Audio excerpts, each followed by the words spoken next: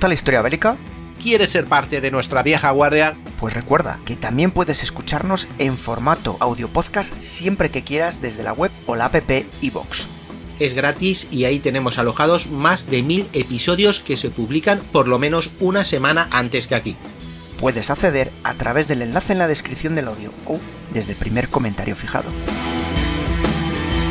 Te esperamos.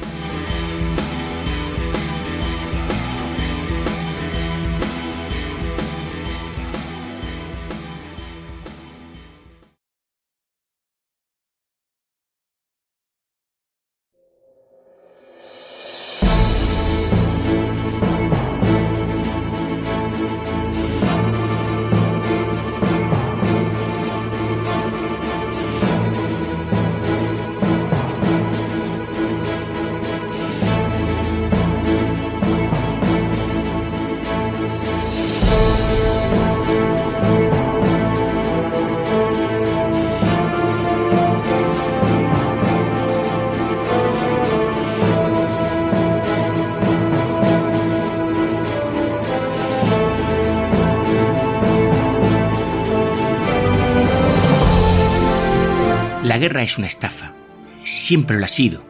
Es posiblemente la más vieja, fácilmente la más provechosa, con seguridad la más violenta. Es la única internacional en cuanto a su escala. Es la única en que los beneficios se calculan en dólares y las pérdidas en vidas. Hola y bienvenidos a este Casus Belli. Hoy vamos a tomar las palabras de Smedley Darlington Butler, un general del cuerpo de marines que dijo esto y otras cosas muy interesantes pues hace ya, déjame pensar, 90 años, en el año 35. Y es que el general, porque será su rango, Smedley Darlington Butler, fue un oficial, uno de los oficiales más importantes del cuerpo marine en su momento. Fijaros, durante 34 años luchó en la guerra filipino-estadounidense, la rebelión de los Boxers, la Revolución Mexicana, la Primera Guerra Mundial y la guerra del plátano, la guerra de la banana. Llegó a ser el marine más condecorado de la historia militar de los Estados Unidos. Había recibido 16 medallas Leo, incluidas 5 por heroísmo. Ha sido el único marine en recibir la medalla Brevet del cuerpo marine, así como 2 medallas de honor, todos por acciones separadas.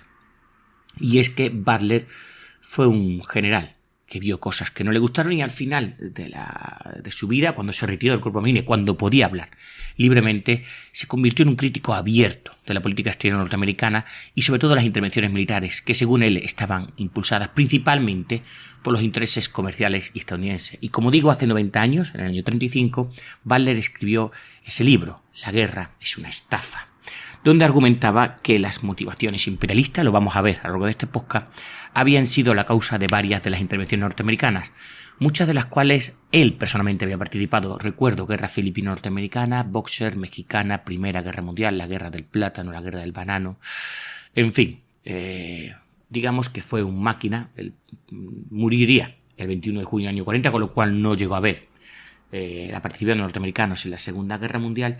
Y bueno, decir que de este hombre conocí, porque Antonio hace años me habló de él. Si está escuchando ahora, Antonio me dirá, sí, es verdad, yo le comenté lo de este libro. Y hace poco, no sé por qué, preparando un podcast pues para continuar no con una saga, sino con esta idea de otra presentación de la guerra, como hemos hecho con la guerra del petróleo o la guerra de la IG Farben, pues estaba buscando información sobre los norteamericanos y me encontré este libro, La guerra es una estafa. Y bueno, le he dicho a Dani, no puedo investigar sobre este señor. Su libro ya es maravilloso. Y dice, pues mira, Saúl, lo vas a narrar, lo vas a contar, lo vas a leer. Por lo tanto, esto podría ser una locución leída, ¿vale?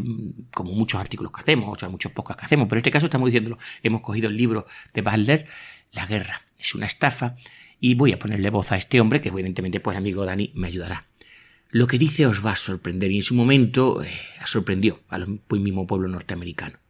La guerra es una estafa, y según dice, una estafa que está mejor descrita, creo yo, y ya pongo palabras a nuestro amigo Butler, como algo que no es lo que le parece a la mayoría de las personas. Solo un pequeño grupo en el interior conoce de qué se trata. Se lleva a cabo para el beneficio de muy pocos, en detrimento de la mayoría. De la guerra, unas cuantas personas hacen grandes fortunas. En la Primera Guerra Mundial, él dice la Guerra Mundial, un mero manojo de individuos recogió los beneficios del conflicto.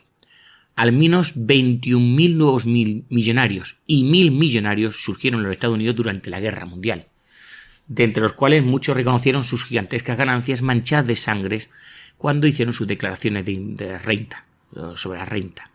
Nadie sabe cuántos otros millonarios de guerra falsificaron sus declaraciones de impuestos sobre la renta. ¿Cuántos de estos millonarios de guerra empuñaron un fusil? ¿Cuántos de ellos cavaron una trinchera? ¿Cuántos de ellos sabían lo que era pasar hambre en un refugio subterráneo infestado de ratas? ¿Cuántos de ellos pasaron noches en vela, noches con miedo, evitando proyectiles y metralla y balas de ametralladora? ¿Cuántos de ellos se defendieron del impulso de la bayoneta de un enemigo?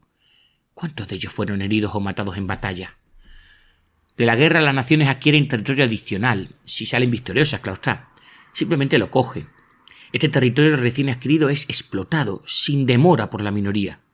Los mismos pocos que exprimieron dólares, el de la sangre en la guerra. La población en general respalda ese proyecto de ley. ¿Y qué es este proyecto de ley? El proyecto de ley que trae consigo unos resultados horribles. ¿Qué son? Nuevas lápidas puestas en su sitio, cuerpos desfigurados, mentes destrozadas, corazones y hogares rotos, inestabilidad económica, recesión y todas sus miserias consiguientes, y sobre todo impuestos agotadores para generaciones y generaciones.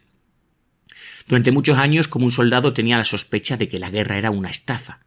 No fue hasta que me retiré a la vida civil cuando lo comprendí del todo. Ahora, que veo a los nubarrones de la guerra internacional apiñándose, como hoy lo hacen, debo enfrentarlos y expresarme. Porque ni dicho recuerdo está escrito en el año 35 este libro. Sigo. De nuevo están tomando bandos. Francia y Rusia se reunieron y acordaron mantenerse juntos. Italia y Austria se dieron prisa para tomar un acuerdo similar. Polonia y Alemania se enseñan ojos de cordero la una a la otra, olvidando por el momento su disputa por el corredor polaco. El asesinato del rey Alejandro de Yugoslavia complicó los asuntos. Yugoslavia y Hungría por un tiempo, amargas enemigas, estaban a punto de llegar a las manos. Italia está lista para intervenir, pero Francia esperaba. También lo hacía Checoslovaquia. Todas ellas tienen la mirada puesta en la guerra. No el pueblo, no aquellos que luchan y pagan y mueren, solo aquellos que fomentan guerras y se mantienen en casa seguros para recibir los beneficios. Hay 40 millones de hombres armados en el mundo hoy en día, y nuestros estadistas y diplomáticos tienen la temeridad de decir que no se está preparando la guerra. Por Dios, ¿acaso estos 40 millones de hombres están siendo entrenados para ser bailarines? En Italia no podemos estar seguros. El primer ministro Mussolini sabe para qué están siendo entrenados. Él, al menos, es lo suficientemente franco como para decir la verdad. Tan recientemente como el otro día, Il Duce, en Conciliación Internacional, la publicación del Fondo Carnegie para la Paz Internacional, dijo lo siguiente.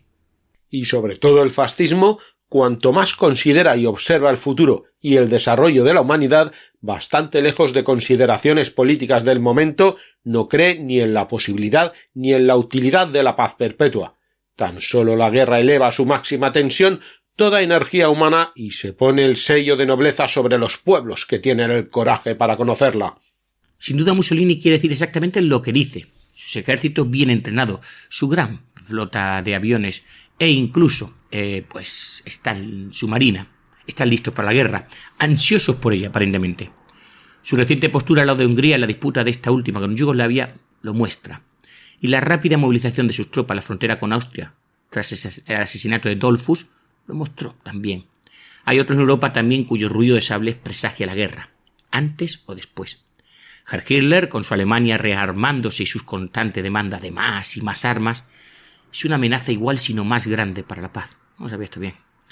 Francia recientemente incrementó la duración de su servicio militar para sus jóvenes de 1 año a 18 meses. Sí, por todos lados las naciones se están resguardando en sus armas. Los perros locos de Europa andan sueltos. En Oriente las maniobras son más ingeniosas. Allá por 1904, cuando Rusia y Japón luchaban, abandonamos a nuestros amigos los rusos y respaldamos al Japón. Por entonces nuestros muy generosos banqueros internacionales estaban financiando al Japón. Ahora la tendencia es envenenarnos contra los japoneses. ¿Qué importancia tiene para nosotros la política de puerta abierta en China? Nuestro intercambio con China tiene un valor de alrededor de 90 millones de dólares al año. O en las Islas Filipinas.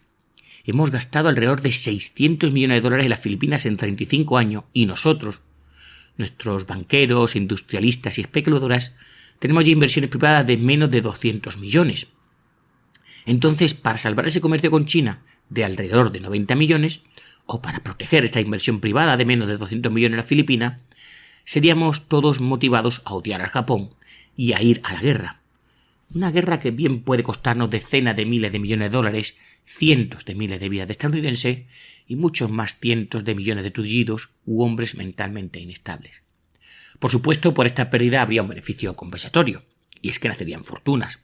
Se amontonarían millones y miles de millones de dólares para unos pocos. Fabricantes de municiones, banqueros, fabricantes de buques, manufactureros, procesadores de carne, especuladores. A ellos les iría bien. Sí, se están preparando para otra guerra. ¿Por qué no deberían? Proporciona cuantísimos dividendos. Pero ¿en qué beneficia a las masas? ¿En qué beneficia a los hombres que son matados? ¿En qué beneficia a los hombres que resultan tullidos? ¿En qué beneficia a las madres y hermanas, a sus esposas y a sus más amadas? ¿En qué beneficia a sus hijos? ¿En qué beneficia a nadie excepto a aquellos pocos para quienes la guerra implica grandes beneficios? Sí. ¿Y en qué beneficia a la nación? Tomemos nuestro propio caso. Hasta 1898 no habíamos poseído un trozo de territorio fuera del subcontinente norteamericano. Por aquella nuestra deuda nacional era poco más de 1.000 millones. Entonces pasamos a pensar a escala internacional. Olvidamos o dejamos a un lado el consejo del padre de nuestro país. Olvidamos el aviso de Washington sobre las alianzas problemáticas y fuimos a la guerra. Conseguimos territorios extranjeros. Al final del periodo de la Guerra Mundial, como una consecuencia directa de nuestro tonteo con los asuntos internacionales, nuestra deuda nacional había saltado más de 25.000 millones. Por lo tanto, desde una perspectiva puramente de contabilidad financiera, nos quedábamos un poco año tras año, y aquel intercambio exterior bien podría haber sido nuestra sin las guerras. Hubiese sido mucho más barato, por no decir más seguros, para el norteamericano medio, que paga las facturas con el fin de mantenerse al margen de los enredos extranjeros. Para unos muy pocos, esta estafa, como es el tráfico clandestino de alcohol y otras estafas de bajo mundo, trae considerables beneficios. Pero el coste de las operaciones siempre es transferido al pueblo, que no se beneficia. ¿Y quién gana los beneficios? La guerra mundial, más bien nuestra breve participación en ella, ha costado a los norteamericanos sobre unos 52.000 millones de dólares. Piénsalo, eso significa $400 por cada hombre norteamericano, mujer y niño. Y aún no hemos pagado la deuda. La estamos pagando. Nuestros hijos la pagarán. Y los hijos de nuestros hijos probablemente seguirán pagando los costes de aquella guerra. Los beneficios normales de una organización de negocio en los Estados Unidos son del 6, 8, 10 e incluso a veces del 12%. Pero los beneficios en tiempo de guerra, eso es otro asunto. Son del 20, del 60, del 100, del 300, incluso del 1800. El cielo es el límite. Todo lo que soportará el tráfico. El tío Sam tiene dinero. Cojámoslo. Por supuesto no se plantea con tanta crudeza en tiempos de guerra.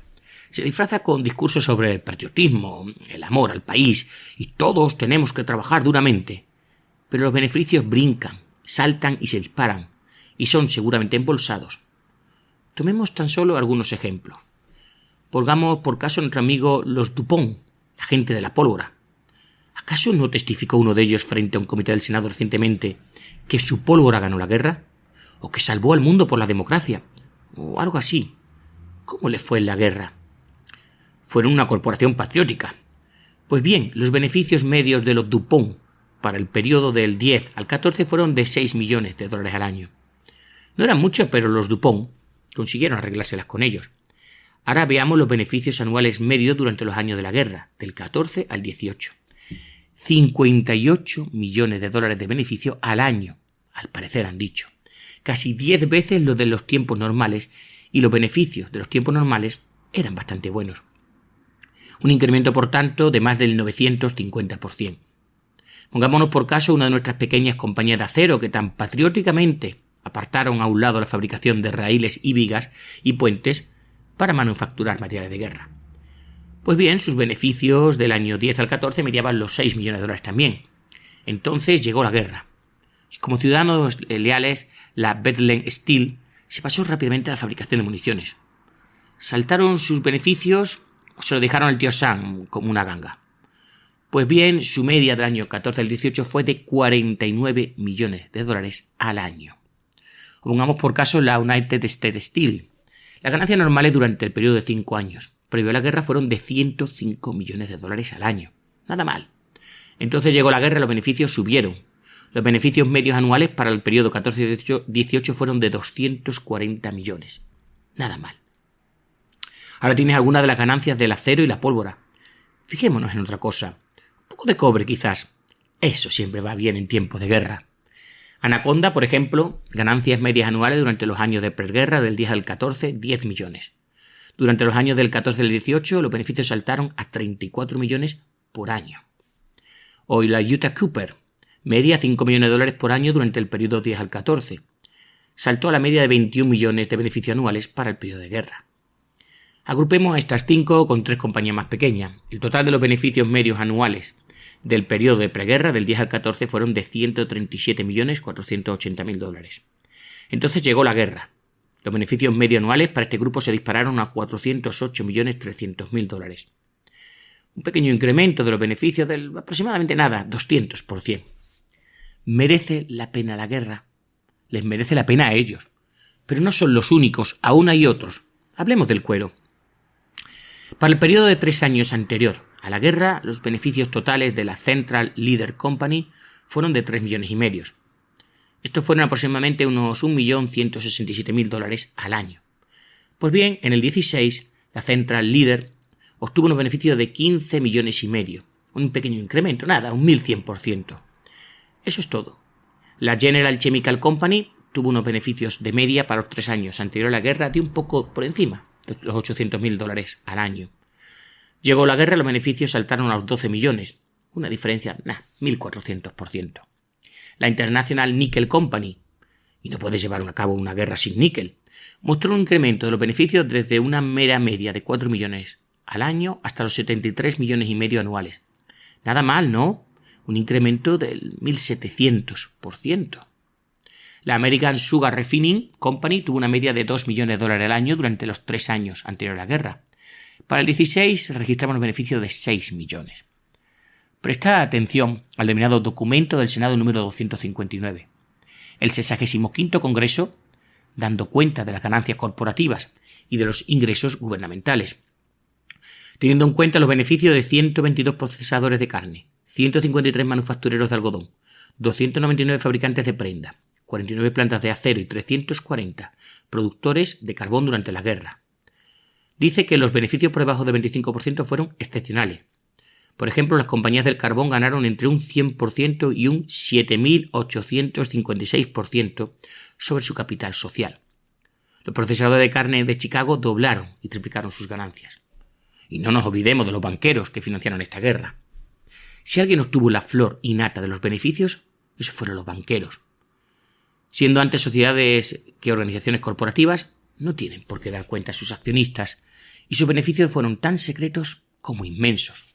La forma en que los banqueros consiguieron sus millones y miles de millones la desconozco, porque esos secretos, pequeños secretos, nunca serán hechos públicos, incluso frente a un cuerpo investigador de Senado. Pero he aquí cómo labraron su camino hasta los beneficios de guerra algunos de otros industriales y especuladores patriotas. Veamos el caso de los zapateros. A ellos les gusta la guerra.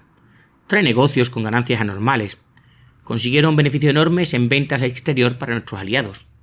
Quizás, como los fabricantes de munición o los productores de armamento, también hicieron ventas al enemigo. Y es que $1 es $1, vengo de Alemania o de Francia. Pero también sacaron provecho del tío Sam. Por ejemplo, le vendieron al tío Sam 35 millones de pares de zapatos con clavos para el servicio. Había 4 millones de soldados, 8 pares y más para cada soldado. Mi regimiento durante la guerra solo tenía un par por soldado. Algunos de estos zapatos probablemente aún se conserven. Eran buenos zapatos. Pero cuando había acabado la guerra, el tío Sam tenía unos 25 millones de pares de sobra, comprados y pagados. Los beneficios registrados y embolsados. Aún quedaba mucho cuero. Así que los curtidores vendieron al tío Sam cientos de miles de sillas de montar McClellan para la caballería. Pero no había caballería americana en el extranjero. De todas formas, alguien tenía que librarse de ese cuero. Alguien tenía que sacar beneficios de él. Así que nos hicimos con muchas sillas de montar McClellan. Alguien también tenía un montón de mosquiteras. Le vendieron a tu tío Sam 20 millones de mosquiteras para que lo usasen los chicos en el extranjero. Supongo que se esperaba que los chicos se cubriesen con ella mientras trataban de dormir en las trincheras llenas de barro. Una mano rascándose los pies o la espalda y la otra ahuyentando ratas mientras correteaban. Pues bien, ¿queréis saber que ninguna de esas mosquiteras llegó a Francia? En todo caso, esos fabricantes atentos querían asegurarse de que ningún soldado se quedase sin su mosquitera. Así que se vendieron, atentos al tío Sam, 36.000 kilómetros de mosquiteras adicionales. Lo he tenido que buscar. Hubo grandes beneficios en el negocio de las mosquiteras los días de guerra, incluso aunque no hay mosquitos en Francia.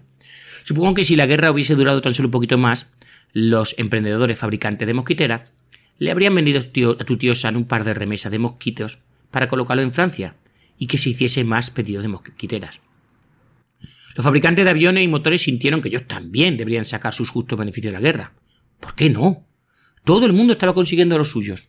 Así que 1.000 millones, cuéntalo si vive lo suficiente, fueron gastados por el tío Sam para la fabricación y construcción de aviones y motores de avión, que por cierto nunca llegaron a despegar. De un solo aeroplano motor de los pedidos por un valor de 1.000 millones llegó a entrar en combate en Francia. Atento a lo que está diciendo en el año 35, y él lo sabe porque, como digo, ha sido general y estuvo en la guerra. Del mismo modo, los fabricantes logran unos pequeños beneficios del 30, 100 o incluso el 300%. Cuesta 14 centavos fabricar camisetas interiores para los soldados, y el tío Sam llegó a pagar de 30 a 40 centavos por cada una. Un pequeño margen, ¿verdad?, para el fabricante de camisetas interiores. Y los fabricantes de media, los fabricantes de uniforme, los fabricantes de gorra y los fabricantes de casco de acero. Todos consiguieron el suyo.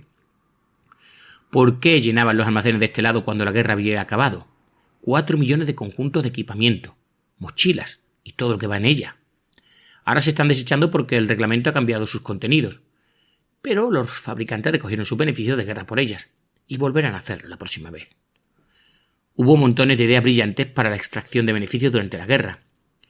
Un patriota muy versátil le vendió al tío Sam 2 docenas de llaves inglesas de 48 pulgadas. Oh, eran llaves muy buenas. El único problema era que solo se había llegado a hacer una tuerca, lo suficientemente grande para estas llaves. Esa es la que asegura las turbinas de las cataratas del Niágara. Pues bien, después de que el tío Sam las hubiese comprado y el fabricante se hubiese embolsado beneficios, se colocó las llaves en vagones de mercancía y se las transportó por todo Estados Unidos en un intento de ver para qué las usamos. Cuando se firmó el armisticio fue realmente un triste revés para el fabricante de llaves inglesa. Estábamos a punto de fabricar por fin alguna tuerca que le sirviese. Entonces planeó venderlas estas también a su tío Sam. Incluso otro tuvo una idea brillante de que los coroneles no debían ir en automóviles, ni siquiera montar un caballo.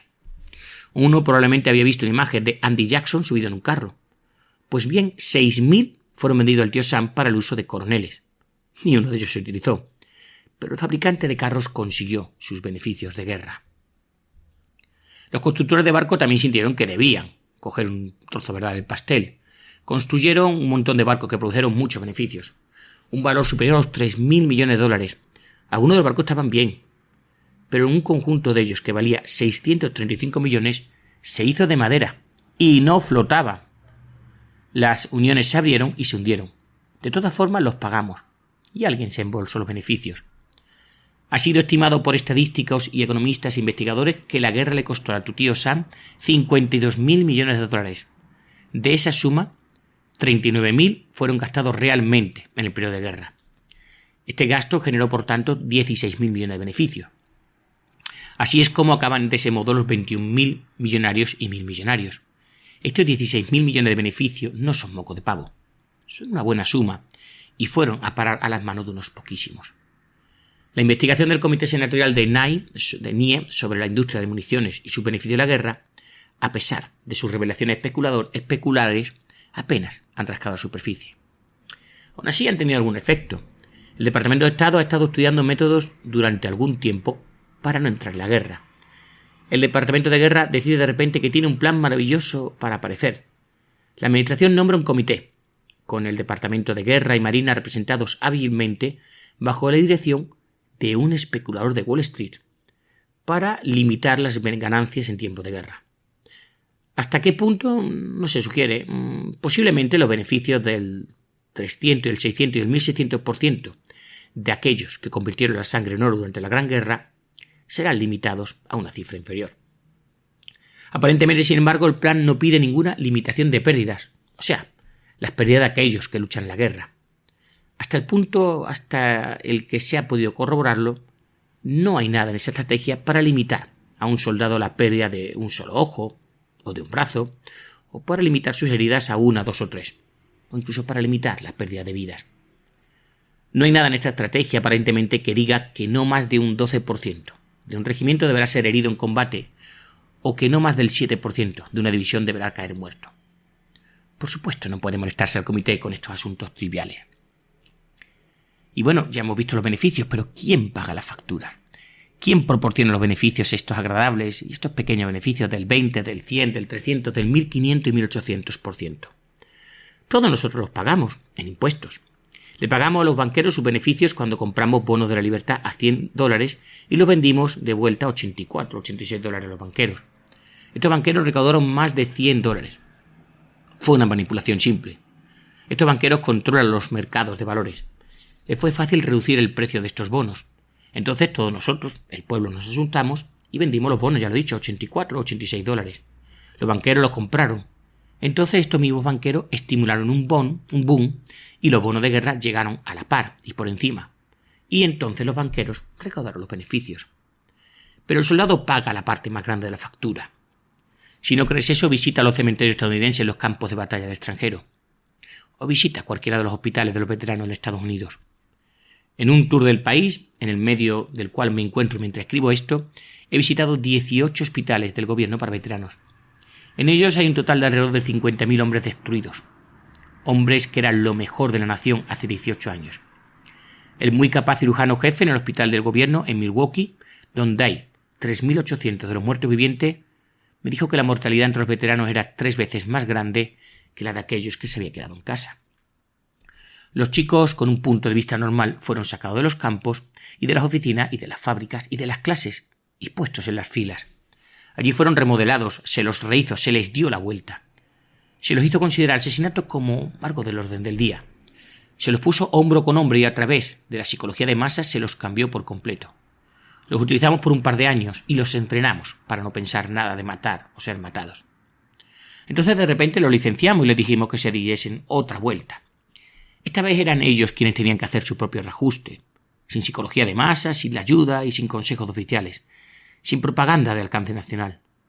No lo necesitábamos más, así que lo desperdigamos por doquier sin ningún discurso o desfile de 3 minutos o por los bonos de la libertad. Muchos, demasiado de estos buenos chicos jóvenes, fueron eventualmente destruidos a nivel mental, porque no podían darse la vuelta ellos solos. En el hospital del gobierno en Marion, Indiana, 1.800 de estos chicos están casi en corrales. 500 de ellos en una barraca con barras de acero y alambre alrededor, por fuera de los edificios y en los porches. Estos ya han sido destruidos mentalmente. Estos chicos ni siquiera parecen seres humanos. Oh, sus miradas. Físicamente están en buena forma. Mentalmente están idos. Hay miles y miles de casos así y van aumentando todo el rato.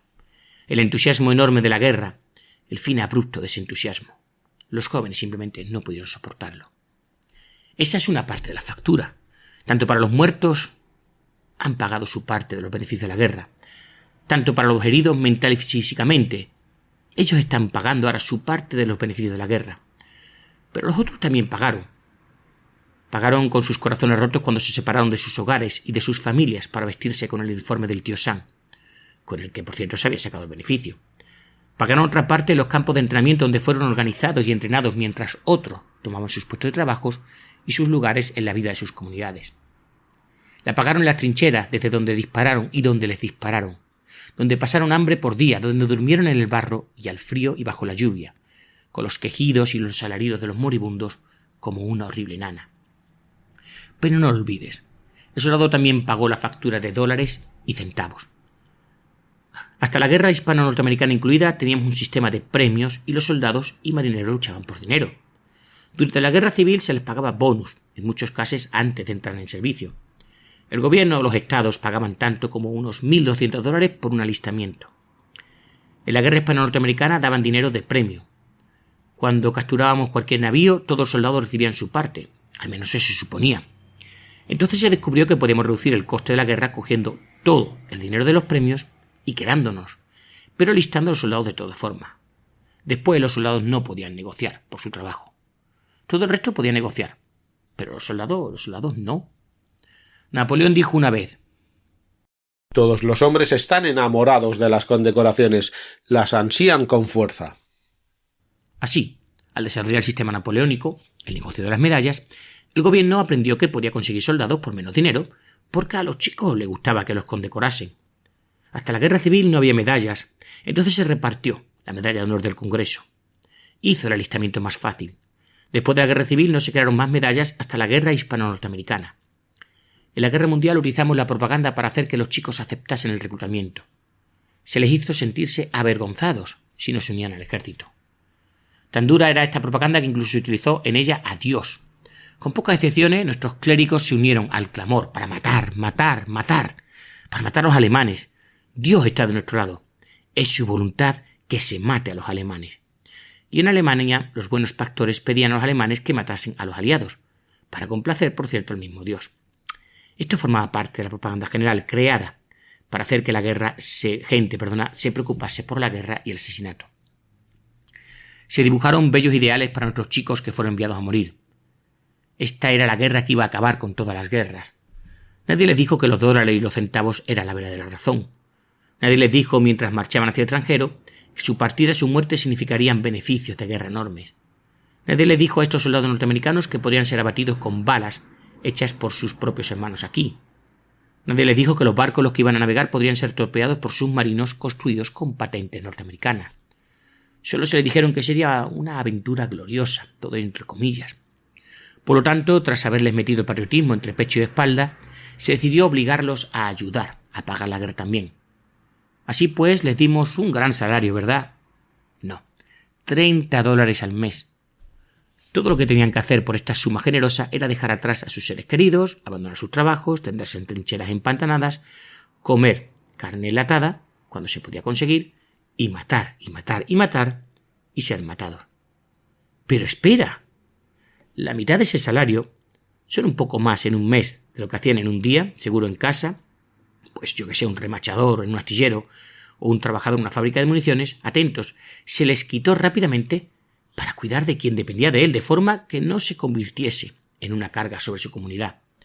Entonces les hicimos pagar lo que equivalía a un seguro por accidente, algo que paga normalmente el patrono, en un estado sabio, y eso atento les costaba $6 al mes. Por tanto, le quedaban menos de $9 al mes. Entre todas las insolencias supremas, virtualmente atentos se les chantajeó para que pagasen su propia munición, vestimenta y comida, al hacérseles comprar bonos de la libertad.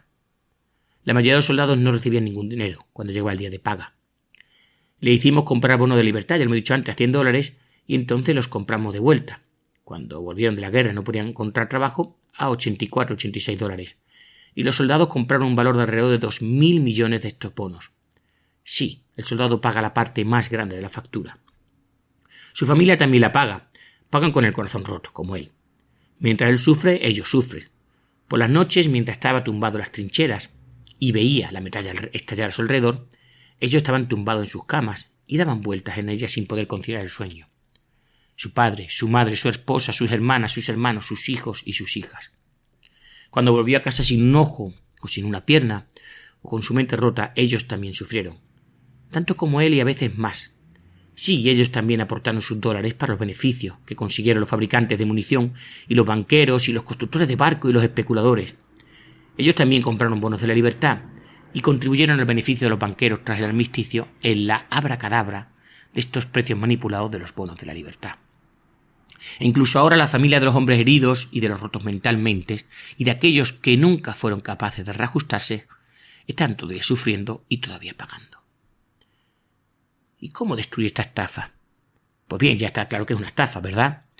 Unos pocos se benefician y la mayoría paga. Pero hay una manera de pararla. No puedes acabar con ellas con conferencias de desarme.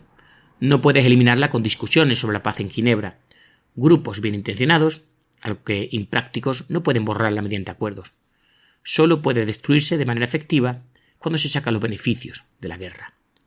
La única manera de destruir esta estafa es reclutar al capital y a la industria y a la fuerza de trabajo antes de que los hombres de la nación puedan ser reclutados. Un mes antes de que el gobierno pueda reclutar a los hombres jóvenes de nuestra nación, tiene que reclutar al capital y a la industria y a la fuerza de trabajo.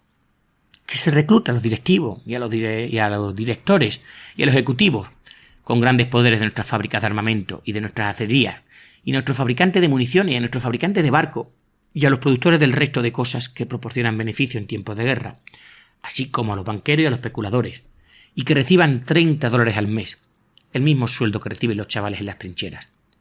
Que los trabajadores de esta fábrica reciban los mismos sueldos. Todos los trabajadores, todos los presidentes, todos los ejecutivos, todos los directores, todas las gerentes, todos los banqueros. Sí. Y todos los generales y todos los almirantes y todos los oficiales y todos los políticos y todos los que ocupan un puesto del gobierno.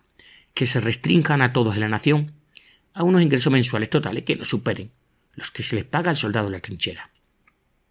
Que todos estos reyes y magnates y maestros de los negocios y todos esos trabajadores en la industria y todos nuestros senadores y gobernadores y alcaldes paguen la mitad de sus $30 mensuales a sus familias y que paguen también el seguro de riesgo bélico y que compren bonos de libertad. ¿Por qué no deberían hacerlo? Ellos no corren ningún riesgo de ser matados o de ser tullidos o de que le destrocen sus mentes. Ellos no están durmiendo en trincheras embarradas. Ellos no pasan hambre. Los soldados sí. Dale al capital y a la industria y a las fuerzas de trabajo 30 días para pensárselo y verás que al final pues no habrá ninguna guerra. Eso destruirá la estafa de la guerra. Eso y nada más. Quizás soy un poco optimista. El capital aún tiene algo que decir, así que el capital no permitirá que se saquen los beneficios de la guerra hasta que la gente, esos que son los que sufren y los que aún pagan el precio, se decidan a aquellos que eligen para los cargos públicos, pues hagan sus apuestas y no de los que se benefician. Otro paso necesario en esta lucha para destruir la estafa de la guerra es un plebiscito limitado para determinar si se debería declarar la guerra. Un plebiscito no para todos los votantes, sino que solamente para aquellos que van a ser llamados a luchar y a morir. No tendría mucho sentido que votase el presidente con 76 años de una fábrica de municiones, o el líder con pies planos de una firma bancaria internacional, o el gerente bizco de una planta de producción de uniforme, todos los cuales ven visiones de beneficio enormes en caso de guerra. Ellos no deben votar si la nación debería ir a la guerra o no. A ellos nunca se les va a pedir que carguen con armas, que duerman en una trinchera y que les disparen. Solo aquellos a los que se les pidiera que arriesgasen su vida por su país deberían tener el privilegio de votar para determinar si la nación debe ir a la guerra. Hay precedentes abundantes de restringir el voto a aquellos afectados. Muchos de nuestros estados tienen restricciones sobre a quién se permite votar. En su mayoría es necesario ser capaz de leer y escribir antes de poder votar. En algunos debes tener propiedades. Sería fácil que los hombres que llegasen a la edad de poder alistarse se registrasen en sus comunidades como lo hicieron en el reclutamiento durante la Guerra Mundial y que se sometiesen a examen físico. Aquellos que pudiesen pasarlo y que por lo tanto serían llamados a filas de haber una guerra serían aptos para votar en un plebiscito limitado. Ellos deberían ser los que tuviesen el poder de decidir y no un congreso, de entre cuyos miembros pocos están dentro del límite de edad y aún menos presentan las condiciones necesarias para portar armas. Solo aquellos que deben sufrir deberían tener el derecho a votar. Un tercer paso en este propósito de destruir la estafa de la guerra es asegurarse de que nuestras fuerzas militares son verdaderamente fuerzas, solo para la defensa. En cada sesión del Congreso sale la cuestión de mayores asignaciones navales. Los almirantes de gabinete de Washington, y siempre hay mucho, son muy capaces al hacer presión como lobby, y son listos.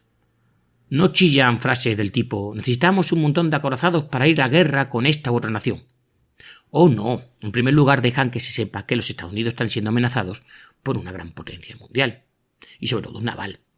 Casi todos los días estos almirantes te dirán que la gran flota de este supuesto enemigo atacará de forma repentina y aniquilará a nuestro pueblo de 125 millones de personas. Entonces empiezan a pedir a gritos una armada más grande. ¿Para qué? ¿Para combatir con el enemigo? Oh, no, por Dios, no. Para propósitos de defensa exclusivamente. Entonces, por casualidad, anuncian maniobra en el Pacífico. Para la defensa, ajá. El Pacífico es un gran océano. Tenemos un litoral enorme en el Pacífico. ¿Estarán las maniobras cerca de la costa? ¿A 300, a 400 kilómetros? O no, las maniobras estarán a aproximadamente 3.000, sí, incluso 5.000 o más, 6.000 kilómetros de distancia de la orilla. Los japoneses, un pueblo orgulloso, claro que estarán encantadísimos de ver a la flota de Estados Unidos tan cerca de las costas niponas. Tan encantados como lo estarían los residentes de California si avistasen débilmente a través de la bruma de la mañana a la flota japonesa practicando juegos de guerra al lado de Los Ángeles.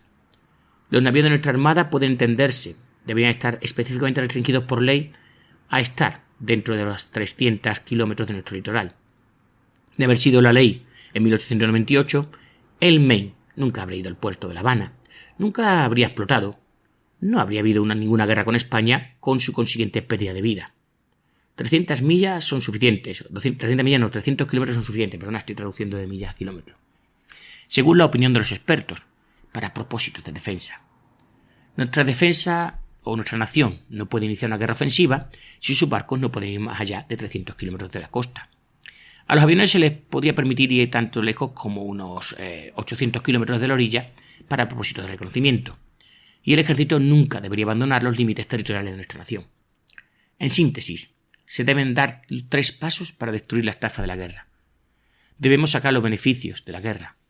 Tenemos que permitir que la juventud del territorio que se levantaría en armas decidir si debería haber o no una guerra. Y debemos limitar a nuestras fuerzas militares a propósitos de defensa doméstica. Al diablo con la guerra, no soy tan estúpido como para creer que la guerra es una cosa del pasado.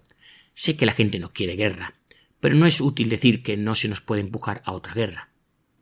Mirando atrás, Woodrow Wilson fue reelegido presidente en el 16, bajo un programa que decía que nos había mantenido fuera de la guerra y con la promesa implícita de que nos mantendría fuera de la guerra. Sin embargo, 5 meses más tarde le pedía al Congreso declarar la guerra a Alemania.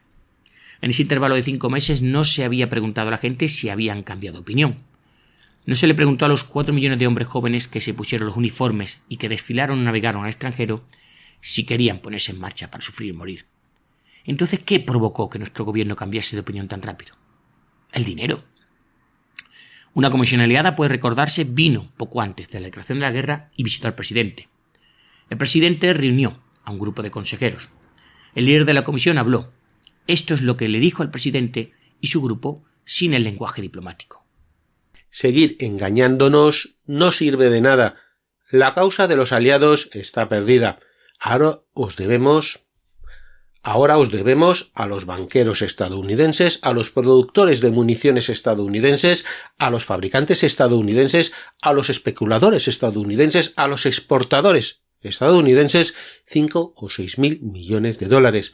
Si perdemos, y lo haremos sin la ayuda de los Estados Unidos, nosotros, Inglaterra, Francia e Italia, no podemos pagar de vuelta ese dinero, y Alemania no lo hará. Así que si el secretismo hubiese sido ilegalizado en lo que concierne a negociaciones de guerra, y si la prensa hubiese sido invitada a estar presente en aquella conferencia, o si la radio hubiese estado disponible para retransmitir el acto, los Estados Unidos nunca habrían entrado en la guerra mundial. Pero esta conferencia, como todas las discusiones de guerra, estaba tapada con el mayor secretismo. Cuando nuestros chicos fueron enviados a la guerra, se les dijo que era una guerra para hacer el mundo seguro para las democracias, y sobre todo una guerra para acabar con todas las guerras. Pues bien, 18 años después, el mundo tiene menos democracia que la que tenía entonces. Además, ¿qué nos importa a nosotros si en Rusia, en Alemania, en Inglaterra, en Francia, o Italia o Austria se vive bajo democracia o monarquía, si son fascistas o comunistas? Nuestro problema es preservar nuestra propia democracia, y se ha conseguido muy poco, si acaso nada, para asegurarnos de que la guerra mundial era de verdad la guerra para acabar con todas las guerras. Sí, hemos tenido conferencias de desarme, no significan nada. Una acaba de fallar. Los resultados de otra han sido invalidados.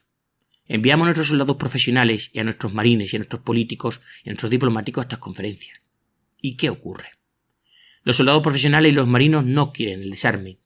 Ningún almirante quiere estar sin barcos, ningún general quiere estar sin órdenes. En ambos casos significa hombres sin trabajo. No están a favor del desarme. No pueden estar a favor de las limitaciones para armamentos. Y en todas estas conferencias, ocultos al fondo, pero todopoderosos de igual modo, están esos agentes siniestros de aquellos que se benefician a través de la guerra. Se esfuerzan para que estas conferencias no alcancen el desarme o para que no se limiten seriamente los armamentos. El objetivo principal de cualquier potencia en cualquiera de estas conferencias no ha sido alcanzar el desarme para prevenir la guerra, sino intentar conseguir más armamento para sí misma y menos para cualquier adversario potencial. Solo hay una manera de llegar al desarme con alguna apariencia de practicidad, a saber, que todas las naciones se juntasen y desechasen todos los barcos, todas las armas, todos los fusiles, todos los carros de combate, todos los aviones de guerra, Incluso esto, aunque fuese siquiera posible, no sería suficiente. La siguiente guerra, según los expertos, se luchará no con acorazados, no con artillería, no con fusiles y no con ametralladoras. Se luchará con químicos y gases letales. Cada nación está estudiando y perfeccionando en secreto métodos nuevos y más espantosos de aniquilar a sus adversarios por completo. Sí, los barcos se seguirán construyendo, puesto que sus constructores tienen que sacar su beneficio. Y las armas se seguirán manufacturando y la pólvora y los fusiles se seguirán produciendo, puesto que los fabricantes de municiones tienen que hacer sus beneficios gigantescos. Y los soldados, por supuesto, deben llevar uniformes, puesto que los fabricantes tienen que conseguir también su beneficio de guerra. Pero la victoria o la derrota la determinarán la habilidad y la ingenuidad de nuestros científicos. Para que un segundo. Este hombre tenía una mente privilegiada. Hasta ahora ha habido cosas de las que he leído que me han gustado y otras no, hemos de decirlo. Pero hemos de decir que estamos en el año 35 y es un hombre, un general, de los marines que ha luchado en todas las guerras posibles y el hombre más condecorado del momento. No lo olvidemos en este podcast. No es un pacifista cualquiera. Y sigue así. Si los ponemos a trabajar fabricando gas venenoso e instrumentos mecánicos y explosivos de destrucción más y más diabólicos, tendrán tiempo para la tarea constructiva de crear una mayor prosperidad para todos los pueblos. Al ponerlos en esta tarea útil, todos podemos hacer más dinero con paz que el que podemos hacer con la guerra, incluso los fabricantes de municiones. Así que yo digo, al diablo con la guerra. Y bueno, terminaba su libro con un epílogo. Se llama así: La Fuerza Armada de los Estados Unidos. En tiempo de paz, el ejército. Y dice así: el New Deal nos ha dado una buena mano militar y naval que nos convierte en grandes contendientes en la estafa de la guerra. Los eventos en Etiopía indican que dentro de muy poco será nuestro turno de jugar las cartas. Tenemos que hacer una buena exhibición. Estamos consiguiendo mucha práctica. De hecho, nuestro ejército y nuestra armada han completado recientemente sus maniobras en tiempo de paz más grandes y ambiciosas. Nuestras guardias nacionales lo han hecho incluso mejor. En los últimos 2 años, grandes fuerzas de la Guardia Nacional han estado en servicio atentos en 20 huelgas, en muchos estados diferentes, desde la costa del Pacífico hasta Nueva Inglaterra, desde Minnesota hasta Georgia. Han utilizado gas, balas y carros de combate, el arma más letal de la guerra moderna, contra trabajadores en huelga. La lista de bajas ha sido impresionante. En una ocasión erigieron campos de concentración de alambre de espino en Georgia para coordinar a trabajadores en huelga con toda la eficiencia de la técnica represiva fascista. No hay ni un truco en la chistera de la estafa al que la banda de los militares no presta atención. Tienen a sus señaladores para indicar a los enemigos, a sus fortachones para destruir al enemigo, a sus cerebros para planear preparativos para la guerra y a un gran jefe, ese capitalismo supernacionalista. Y es que yo fui un estafador. Puede parecer extraño que yo, un militar, adopte tal comparación. La honestidad me compele a hacerlo. He pasado 33 años y 4 meses en servicio como miembro de la fuerza militar más ágil de nuestro país, el Cuerpo de Marines. Serví en todos los cargos de oficial, desde alférez a general de división. Y durante ese periodo pasé la mayor parte del tiempo como un matón de élite para las grandes corporaciones, para Wall Street y para los banqueros. En síntesis, era un estafador para el capitalismo. Sospeché que simplemente era parte de una estafa en aquel momento. Ahora estoy seguro de ello. Como todos los miembros de una profesión, jamás tuve un pensamiento original hasta que dejé el servicio. Mis facultades mentales se mantenían en suspensos, mientras obedecía las órdenes de los superiores. Esto es típico de todo el mundo que está en el servicio militar. Por lo tanto, ayudé a hacer México seguro, y especialmente Tampico, para los intereses petrolíferos norteamericanos en el 14. Ayudé a hacer de Haití y Cuba un lugar decente, donde los chicos del National City Bank pueden recoger ingresos. Ayudé a expeliar media docena de repúblicas de América Central para el beneficio de Wall Street. El historial de estafas es largo. Ayudé a purificar Nicaragua para el Banco Internacional Brown Brothers de 1909 al 12. Llevé la luz a la República Dominicana para los intereses azucareros norteamericanos en el 16. Ayudé a enderezar Honduras para las compañías de fruta estadounidenses en el 1903. En China, en el 27, ayudé a conseguir que la Standard Oil se saliese con la suya sin molestias. Durante esos años llevé a cabo, como dirían los chicos que toman las decisiones en las sombras, una estafa grandiosa. Fui recompensado, sí, con honores, medallas, ascensos. Mirando atrás siento que podría haberle dado algunos consejos al mismo Al Capone. Lo mejor que pudo hacer fue operar su tinglado en 3 distritos urbanos. Nosotros, los marines, operábamos en 3 continentes. La estafa de la guerra está hoy en pleno auge en nuestro país. No te equivoques, ya no representamos el rol del líder en el desarme y promotor de la paz para la humanidad mediante nuestro ejemplo como nación. Nuestras preparaciones de guerra actuales y nuestros gastos militares anulan para siempre, por ejemplo, el Pacto de Paz de Kellogg, al que nos suscribimos, y todos nuestros esfuerzos anteriores para aliviar la carga de la guerra por el mundo adelante. Comúnmente se cree que nuestras fuerzas armadas son enteramente defensivas por naturaleza, que no tienen nada que ver con el fomento de la guerra y la creación de situaciones que lleven a la guerra. El Estado Mayor manifiesta públicamente que la organización militar se asienta, dice así, en el principio de que no debemos estar listos para la guerra ofensiva, pero sí ser completamente capaces de defendernos. Para ser defensiva en cuanto a objetivos, como nosotros pretendemos ser, una nación debe desprenderse de toda idea de iniciativa. Si esta declaración fuese un hecho y se tradujese de forma efectiva a la realidad, habría pocos motivos para preocuparse. Pero al mirar de cerca se comprueba que no es más que otro comunicado publicitario de esa fábrica de porras conocida como el Departamento de Guerra. La normativa de formación número 10-5 del Departamento de Guerra contiene la denominada Doctrina de Guerra Oficial, puesto que Estados Unidos, sección segunda, párrafo segundo, dice: habiéndose tomado la decisión de ir a la guerra, las operaciones se trasladarán al territorio hostil. El objetivo principal será la destrucción de las fuerzas armadas del enemigo, y esto requiere la ofensiva táctica estratégica, se lleva a cabo y se mantenga hasta que se tome una decisión. Asimismo, la sección quinta, párrafo sexto, dice: el objetivo que se debe conseguir mediante el entrenamiento militar es el de permitir al ejército llevar a cabo la guerra ofensiva.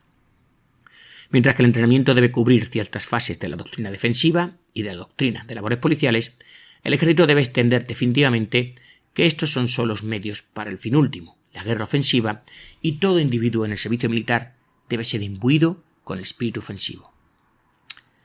Para que esto no parezca el belicoso sueño dorado de algún soldado de escritorio dispéptico, dice así literalmente, recordemos que en nuestro país la guerra defensiva nunca ha sido lo nuestro desde un punto de vista militar. Desde la Revolución, tan solo el Reino Unido ha batido nuestro récord de kilómetros cuadrados de territorio adquirido mediante conquista militar. Nuestras hazañas van contra los indios americanos, contra los filipinos, los mexicanos, contra España, y están a la par de las conquistas de Genghis Khan, de los japoneses en Manchuria e incluso del ataque africano de Mussolini. Ningún país nos ha declarado la guerra antes de ayudarlos con este gesto. Toda nuestra historia demuestra que nunca hemos luchado en una guerra defensiva, y al ritmo al que se ponen en marcha nuestras fuerzas armadas actualmente, hay pocas probabilidades de que luchemos una a corto plazo. Se refiere a guerras defensivas. La sección de planes de guerra pasa todo su tiempo creando planes de acción para la defensa de este país. Esto significa, por supuesto, grandes estratagemas para invasión en el extranjero y para una guerra ofensiva. Los pellejos del personal de esta división no recibirían ni un rasguño de haber hostilidades. Consecuentemente, pueden diseñar planes de cualquier magnitud que les apetezca y contra cualquier enemigo momentáneo. Nada les preocupa, y como veremos pronto, ni siquiera se considera un detalle tal como de qué manera va a apagarse la siguiente guerra. Las probabilidades de Joy de que Estados Unidos sea invadido por una potencia extranjera son del 500 a 1 a la contra. Tan solo la más poderosa de las coaliciones podría soñar con ello, y si Gran Bretaña no fuese la adalid de esa coalición, incluso el sueño sería una pérdida de tiempo. Sin la Armada y Marina Mercante de Inglaterra y sus recursos de caucho, níquel, carbón y petróleo, una coalición mundial daría simplemente un espectáculo lamentable. Por supuesto, puede que capturasen Guam, la isla de Guay o incluso quizás Hawái y el canal de Panamá. Pero ¿qué amenaza seria se puede prever desde cualquier lugar desde este horizonte, incluso más distante? No trazar planes para la defensa de nuestro país, mantener un ejército para cumplir esos planes y predicar una doctrina defensiva se convierte en una estupidez militar. En realidad, nuestras fuerzas armadas tienen planes al día para la guerra de agresión contra casi cualquier país en el globo, todos en el nombre sagrado de la defensa nacional. Si nuestro honor nacional recibiese alguna afrenta del Japón, por ejemplo, hay un plan listo para ser puesto en acción contra los japoneses. Si los franceses echasen a todos los norteamericanos de París y dijesen «Lafayette, estamos aquí», se sacaría un plan diferente de su casillero y podríamos proceder contra los franceses. Y lo mismo para casi todas las naciones que se te pueda ocurrir. El componente de comedia musical de dicho plan es obvio. Implica en primer lugar el envío de un gran número de nuestros chicos al extranjero como en el 18. Significa crear una máquina de lucha ofensiva una vez más. Una doctrina militar sensata sin duda y verdaderamente acorde a la estrategia europea. Pero observando fríamente no son poco más que los miedos militares que se exhiben los países por su situación, sus fronteras, que estén en todo momento amenazadas por una invasión. La opinión del señor John A. Public sería que estamos actuando como unos idiotas malditos. Sin embargo, nuestros militares se mantienen ocupados indicando enemigos y creando planes de guerra más grandes y mejores. Los chicos del Galón Dorado son maniobreta fiable, siguiendo las cuerdas que manejan sus jefes y doblegándose al interés del imperialismo siempre que se lo ordene. Naturalmente los militares se impacientan por probar estos planes de guerra. Obviamente no pueden invadir a otros países, ni siquiera pueden mantener ejercicios, como la Marina, a miles de kilómetros de nuestras costas y lo más cerca posible del Japón. Pero el ejército puede participar, y participa en gestos dudosos con nuestros vecinos del este. Unos lugares de Alaska están siendo estudiados para posibles bases aéreas. El asentamiento del valle de Matanuska tiene un valor militar significativo, especialmente ahora que ha sido puesto bajo el cuidado del teniente coronel L.P. Hunt, oficial del Cuerpo de Marines en activo. Las Salutianas están siendo marcadas por sus potencialidades militares. En los últimos años, nuestros señaladores, recordad que son los que señalan quiénes son enemigos militares, le han añadido una nueva perspectiva a su trabajo al clamar por el peligro de ataques contra los Estados Unidos. Ante una reunión ejecutiva del Comité de Asuntos Militares de la Cámara, el ejército señaló cómo de invulnerables éramos ante un ataque aéreo desde Canadá que barrería bajo los vastos distritos industriales desde Pittsburgh hasta Chicago. Aún más horrorosa para ellos era una idea de un ataque aéreo marítimo a través de las Indias Occidentales o de Alaska. Todas estas pequeñas pesadillas no llegaron, sin embargo, a la prensa. Lo que llegó a la prensa fue el hecho de que el proyecto de ley de Wilcox, que proporciona nuevas bases aéreas, una nueva localización justo al sur de la frontera canadiense, era uno de los puntos seleccionados. Es decir, como nos pueden atacar desde el Canadá, vamos a poner bases aéreas cerca de la frontera. Y vamos a ver cuáles son las funciones de la Fuerza Aérea. Estas actividades y otras similares tienen su efecto de influenciar en la política nacional. Por ejemplo, el proyecto de ley de Wilcox fue aprobado el 20 de julio del 1935 y debidamente firmado por el presidente. La acción del Departamento del Tesoro de proveer de cámaras acorazadas para reservas de oro en puntos lejanos, tanto de territorio oriental como occidental, es otro síntoma de esta histeria militar generada por esos planes. Una vez que tengamos todo nuestro oro enterrado cerca de puestos del ejército, nuestras bases aéreas construidas y todos los otros planes de los estrategas perfeccionados, un espíritu arrogante de nacionalismo sería el resultado lógico. Seremos capaces de adoptar muy bien una actitud de resentimiento y estaremos listos para liberar todas las fuerzas destructivas que tan diligentemente hemos creado. Los primeros en liberar estas fuerzas destructivas serán los chicos de brazos fuertes, los aviadores. Esta rama de la Fuerza Armada, con todo, difícilmente está lista para salir a hacer lo suyo con poca antelación. Han pasado tanto tiempo luchando por su supervivencia contra el interés particular del soldado de pie y sus apoyos civiles, que casi está demasiado exhausta como para siquiera luchar. Además, los aviadores luchan entre sí por política, la obtención de recursos y los entrenamientos. La importancia de estos informes de inteligencia militar se puede juzgar de la mejor manera por los deberes que tiene, por ejemplo, la inteligencia militar. La rama doméstica de la inteligencia militar es principalmente una caza de rojos sin adulterar. Por lo tanto, los oficiales de inteligencia cooperan más o menos abiertamente con semejantes baluartes de la defensa doméstica como pueden ser William Randolph Hearst, Ralph Heisley, Harry June de Chicago y organizaciones tales como la Liga de Seguridad Nacional, los Justicieros americanos y el Order of 76.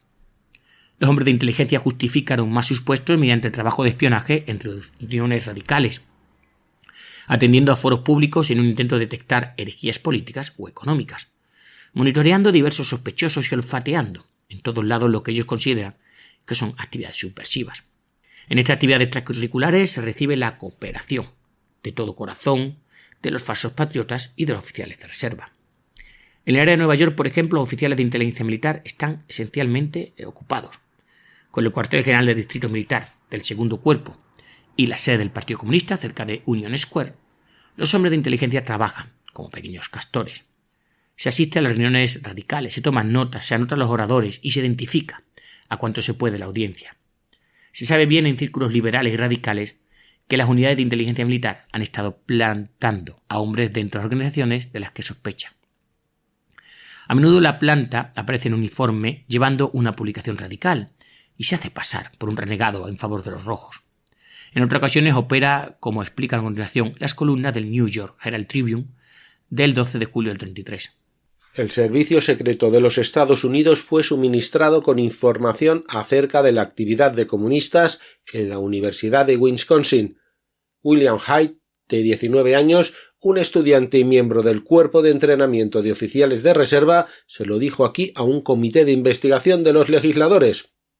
Hyde dijo que había sido asignado a proveer información acerca de actividades comunistas en Chicago y después continuó su trabajo aquí. De vez en cuando algún guardia nacional u oficial retirado normal se harta tanto de ridiculeces de la inteligencia militar que no puede ver más la degradación de su profesión sin protestar. Pero para salvar su pellejo tiene que cubrirse con el manto del anonimato. Por ejemplo, el 1 de agosto del 32, un reservista sin nombre fue incapaz de soportar el desalojo del Bonus Army por el Departamento de Guerra y los subsiguientes comentarios por el MINI, el columnista para el Army and Navy Journal, sobre el evento. El MINI juntó a los veteranos del Bonus Army con los comunistas y otros de la misma clase y alabó al general MacArthur por salvar al país de la amenaza roja. El oficial de reserva anónimo escribió al New York Times como sigue en parte. Quien quiera que sea MINI, no lo sé, pero si por cualquier casual esas cartas se refieren a Military Intelligence, Naval Intelligence, ¿estaría alguien muy sorprendido? El tipo de inteligencia que podría producir semejante podredumbre se parece demasiado, por desgracia, al tipo de inteligencia que se ha podido ver que distingue a nuestros pensadores militares y navales. Ahora, ¿y si los señaladores y los fortachones y los cerebros pusiesen al país listo para otra guerra, de dónde sacaríamos los suministros? He aquí una pregunta cuya respuesta es muy tranquilizadora. Desde la Ley de Defensa Nacional del 20, la División de Planificación y Adquisición del Departamento de Guerra ha estado estudiando la industria del país y su capacidad de producción potencial para propósitos de guerra. Miles de fábricas han sido visitadas y la producción de 2.500 de ellas, en cantidades gigantescas, para un ejército de varios millones de hombres, han sido planeadas por completo. La diversidad de artículos atañe virtualmente todas las industrias, desde comida para el desayuno hasta sellos identificativos. Las cantidades ascienden en costes directos estimados a varios miles de millones de dólares, suficientes para hacer crecer a la industria a nuevos niveles, para dar ímpetu a una nueva inflación de guerra y para crear una nueva ronda de millonarios iguales que aquellos de la pasada guerra. Pero solo hay un pequeño fallo en este vasto plan de aprovisionamiento del ejército.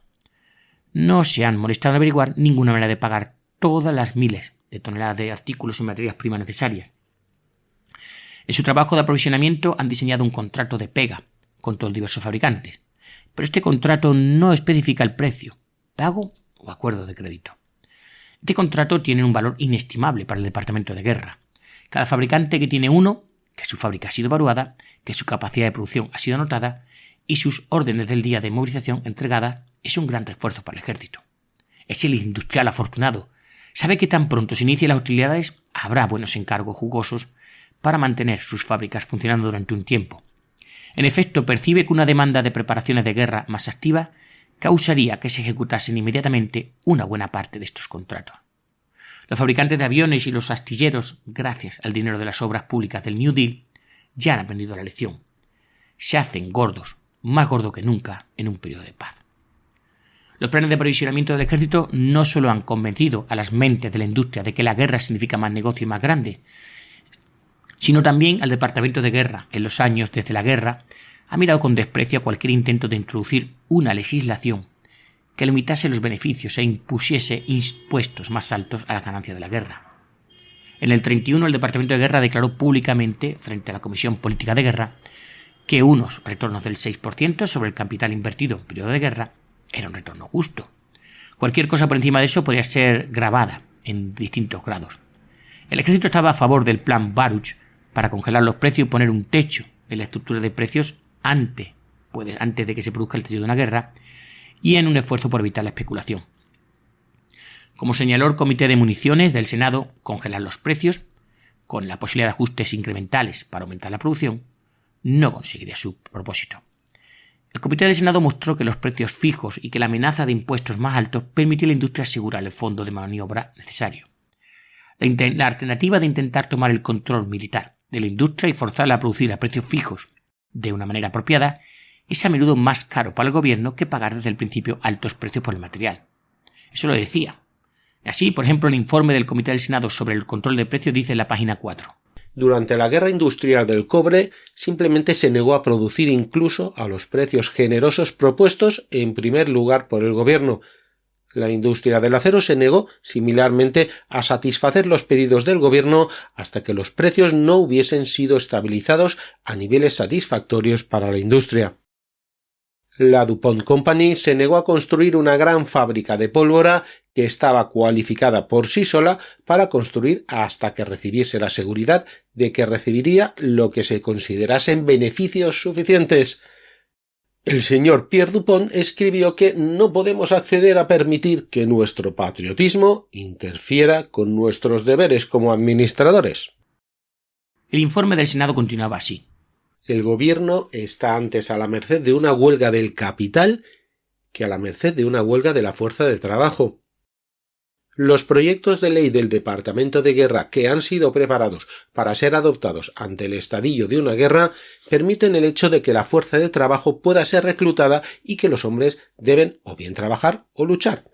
Con estos poderes y con todo el conjunto de la fuerza de trabajo disponible para ser reclutado en la forma de ejército de conscripción, no hay ninguna duda de que el ejército puede acabar con cualquier huelga del trabajo. Pero el ejército no está en ninguna situación similar con respecto a una huelga del capital o de la dirección de las empresas. Una huelga del capital no es ni abierta ni es notificada. No fue hasta las reuniones de este comité, unos 17 o 18 años después del suceso, que se conocieron las huelgas de algunas de nuestras compañías industriales en conexión con la fijación de precios en el periodo de guerra. En otras palabras, esto significa que el Departamento de Guerra y el Gobierno, bajo la ley actual, está a merced de los líderes de la industria y las finanzas. Los contratos del Departamento de Guerra para suministro de guerra futuro existen. La industria se saldrá con la suya, con los beneficios.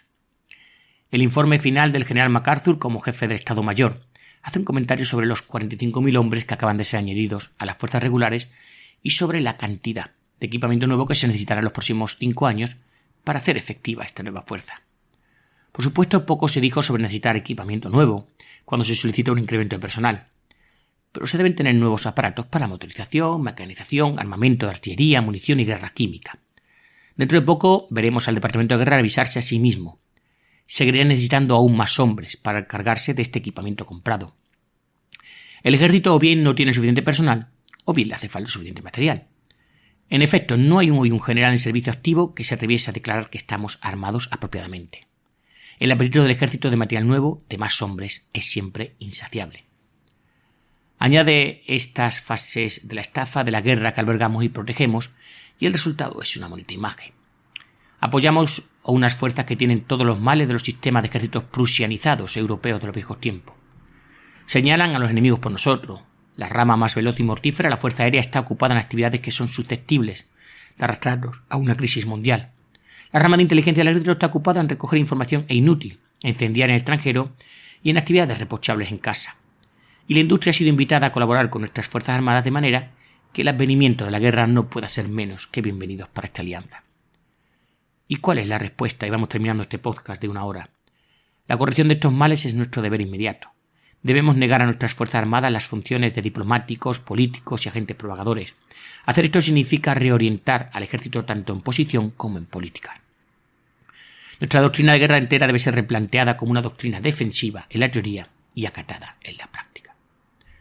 Y hasta aquí este libro. La guerra es una estafa, como digo, se encuentra en internet. Yo lo he podido encontrar relativamente fácil para leerlo, de este Smedley Darlington Butler, como digo, uno de los generales más premiados. Y lo ha dicho él fue un estafador. Él invadió, me hace gracia cuando decía que invadió República Dominicana para llevar la luz para las compañías y demás, ¿vale? Estuvo en un montón de batallas, estuvo, fijaros, en China, en Honduras, en América Central, en Veracruz, lo comenta, ayudó a que el petróleo estuviese seguro. Y bueno, algunas veces lo he leído más rápido, otro más lento. Da las gracias al amigo Dani por poner la voz en algunos de los personajes.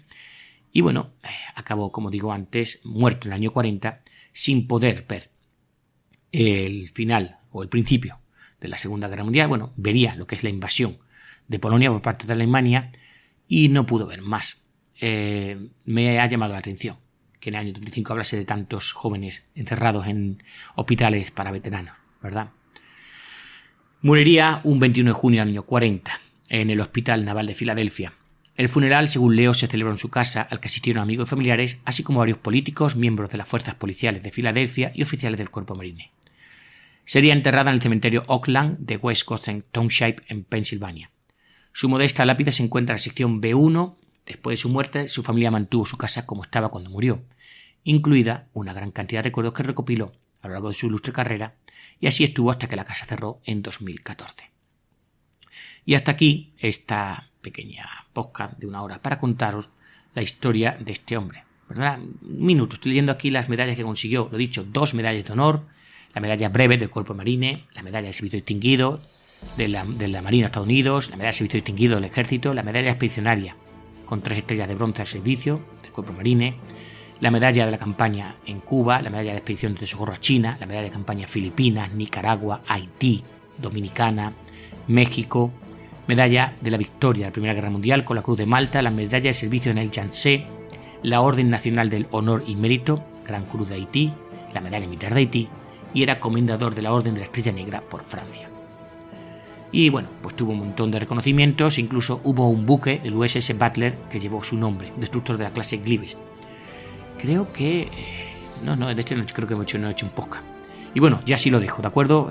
Si os ha gustado este podcast y esta obra de este autor, que como digo se puede encontrar fácilmente en internet, lo podéis leer por vuestra propia cuenta, pues ya sabéis, comentar, compartir, darle un like. Soy Saúl Rodríguez, la guerra es una estafa, un saludo y hasta ahora.